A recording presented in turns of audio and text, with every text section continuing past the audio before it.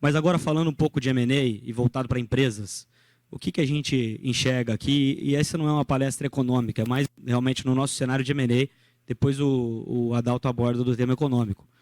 Eu acho que tem alguns aspectos demográficos, territoriais, brasileiros, que acabam sempre transformando o país como uma grande oportunidade para compradores de empresas, sejam multinacionais, sejam fundos de private equity. Quais são eles, né? Esse infográfico aqui, ele ilustra de uma forma bem legal.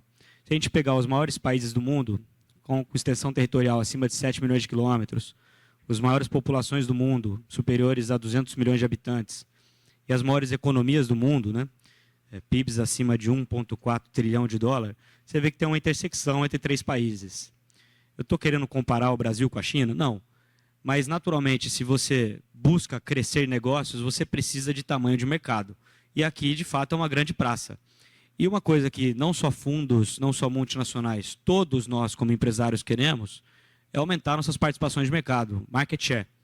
E hoje, se a gente analisar setores da nossa economia em comparação a concorrentes nossos, outros países, nota-se que ainda tem uma baixa concentração de mercado, o que torna quase que como um ambiente muito favorável, né, para esse perfil de investimento, que é você comprar empresas, você juntar empresas, você crescer de forma inorgânica, que é onde a gente atua. Então, aqui tem dois exemplos de supermercado e farmácia, né? São dois setores que já tiveram muitas movimentações. Supermercados, inclusive, estão tendo agora, né? A gente viu recentemente aí os cases da Advent comprando o Walmart, transformando em grupo Big, vendendo depois para o Carrefour. O Patra já faz uns 2 anos que já comprou umas 5, 6 redes diferentes. Cencosud acabou de comprar o Giga. Tem uma série de operações rolando. Fatalmente é em questão de tentarem aumentar, né, esse market share. Acho que todo mundo concorda que é muito mais difícil, por exemplo, você comprar uma rede de farmácia nos Estados Unidos, onde as 5 principais têm 80% do mercado, do que aqui no Brasil, que as 5 principais têm 30%. Isso que a principal, que é a Raia Drogasil, que abre 250 lojas por ano, fatura 25 bilhões, está nesse miolo aqui. Então, assim, olha o tamanho desse mercado, né? Então, acaba sendo muito, independente da gente muitas vezes ter um ambiente político instável, ou até, do ponto de vista tributário, empresarial, hostil para os empresários, o Brasil reúne algumas condições que são únicas do ponto de vista de mercado interno, que acabam sempre trazendo o interesse de investidores de fora e daqui também por essa modalidade de investimento, né? A gente sabe disso porque a gente bate papo com eles diariamente, né? Só agora, como que eu acesso esse dinheiro, né? Alguém vai chegar lá, aquela história do sheik árabe chegar na sua empresa, dar um cheque de 500 milhões sem olhar nada, é uma mentira, né? Qualquer pessoa que vai investir milhões num negócio, ela precisa, de fato, ter muita segurança nas informações que ela está recebendo, na gestão desse negócio, de quem está à frente desse negócio. Não tem nenhum leigo nesse assunto, né?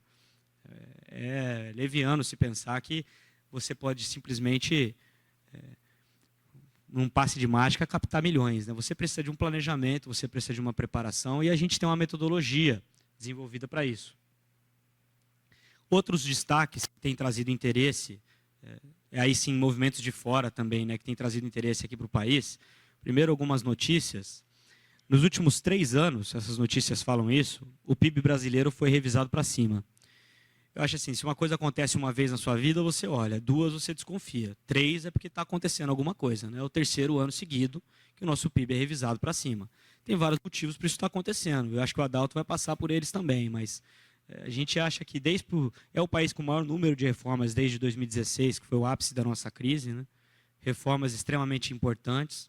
Hoje a gente vê a importância da autonomia do Banco Central, a gente reformou a Previdência, a gente fez reforma trabalhista, agora em vias de uma reforma tributária. Então, fatalmente, para quem está lá fora, olha um país fazendo esse tipo de reforma, acaba criando, né, uma confiança adicional em depositar seus recursos, seus interesses aqui no país.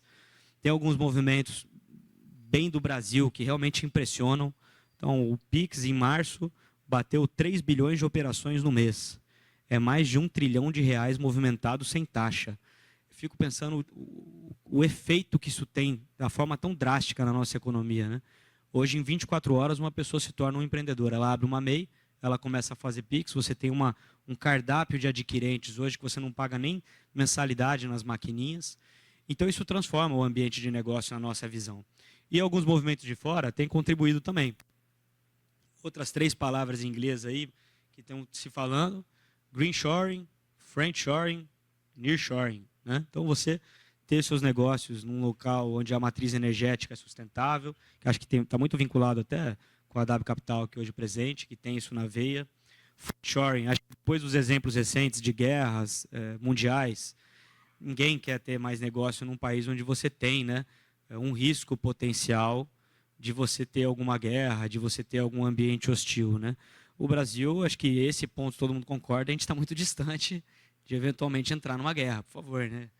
Então, isso acaba atraindo, por mais que a gente morando aqui tenha essa visão de um país difícil para o empreendedor, acaba atraindo um investidor de fora. E em nearshoring, você ter também uma cadeia de produção próxima, né, do seu país de origem. Por quê? Porque o mundo é globalizado, mas a pandemia trouxe muitos aprendizados aí, do ponto de vista de cadeia de suprimento, né? Então, o exercício que eu queria fazer aqui, e aqui estão vários exemplos de fundos, o Kinea, que vai palestrar aqui também, é para se colocar na cadeira de um gestor que tem essa quantidade de dinheiro, né? Claro que essa quantidade toda aqui, por exemplo, da BlackRock, que é a maior do mundo, não é só para comprar empresa. Mas se você se colocar na cadeira deles, eu acho que é muito razoável pensar, no mínimo, colocar uma parcela desse capital numa economia com essas características que eu descrevi. Então, por isso que a gente sempre recebe um fluxo de investimento, de investidores. A gente mantém contato com muitos. Eu vou mostrar uma fotinha de uma base de dados que a gente tem de investidores. Mas é preciso uma estratégia para poder ter relacionamento com eles e captar esses valores, né? Receber um investimento. Essa é uma metodologia. A parte principal da metodologia está aqui. É uma preparação prévia. É antes de você fazer uma transação, você pensar nela, né? É você parar um pouco de pensar com a sua cabeça que você conhece e se colocar também na visão do investidor. Né? Como fazer uma preparação? O jeito que a gente toca o nosso negócio, muitas vezes não é a forma que você deveria apresentar o seu negócio. Em função desse ambiente complexo que eu mencionei, é natural que você faça o dia a dia da sua empresa, a contabilidade da sua empresa, voltada para maximizar o seu resultado. Quando a gente vai apresentar uma empresa, o investidor ele tem que entender realmente qual é a foto, o desenho operacional daquele negócio, né? Quanto de fato ele gera de caixa, quais são as margens que ele opera. Isso é o trabalho da rede, conciliar o seu dia a dia junto com a forma adequada do investidor ver a tua empresa, né? Tanto do ponto de vista de compliance, das informações estarem certas, tanto até mesmo das margens estarem adequadas, né? Tudo isso vinculado a materiais que possam te explicar. A capacidade de alguém te entender é você se explicar. Não tem como você simplesmente chegar e falar assim, ah, não, eu não vou passar nada de informação para o cara, a não ser que ele me dê uma proposta. Pô, ele não te conhece, né? Vocês têm que começar um relacionamento, ele tem que entender seus planos.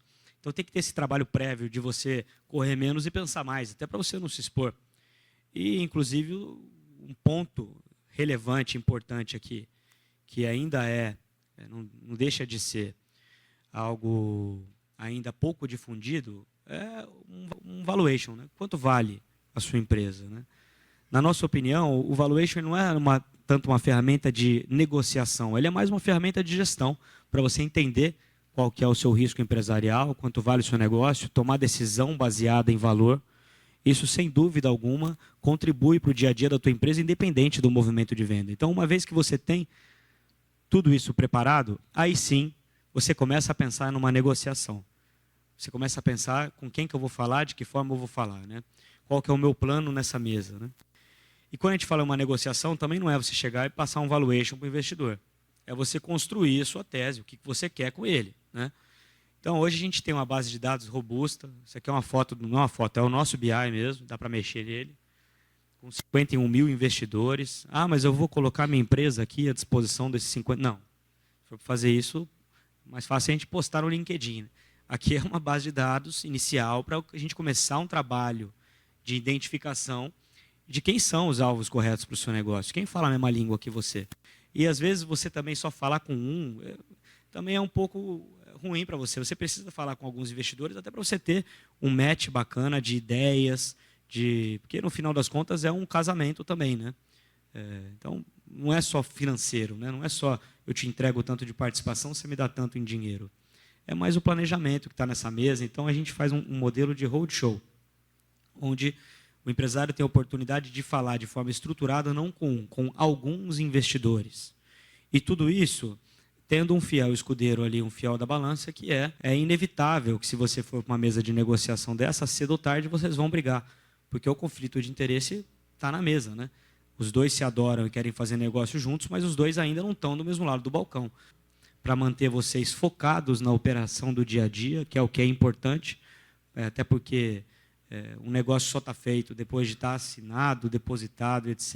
Então, não tem como deixar a peteca cair nesse meio tempo, né? E para fazer de uma forma estruturada. Então, a gente categoriza todos esses investidores, quem são os diretamente interessados, concorrentes diretos, quem estão no seu setor, não fazem o que você faz, quais são os setores de interesse, quem são os fundos interessados nesse negócio. Os clientes acompanham isso tudo de forma virtual, por aplicativo, pela internet, em bate-papo com a gente mesmo. A gente entende que esse é o negócio da vida do empresário, então não tem chance para nenhum erro, né? Por isso que a gente se especializou nesse assunto. E a gente faz tudo isso para arranjar complicômetro? Não, é para você não nadar e morrer na praia, numa fase de conclusão, que é uma due diligence, não é fácil passar, são muitas as informações. Como eu mencionei, né, o fundo é um gestor de dinheiro, então ele tem regras altíssimas de compliance, é necessário que ele verifique de fato todas as informações, ofera todos os dados que foram passados para ele. Então, por isso que a gente pré-audita as empresas no trabalho de preparação, para melhorar a qualidade do trabalho para os investidores, reduzir a exposição para o empresário. É importante chegar nessa fase aqui com um ambiente o mínimo conturbado possível, né?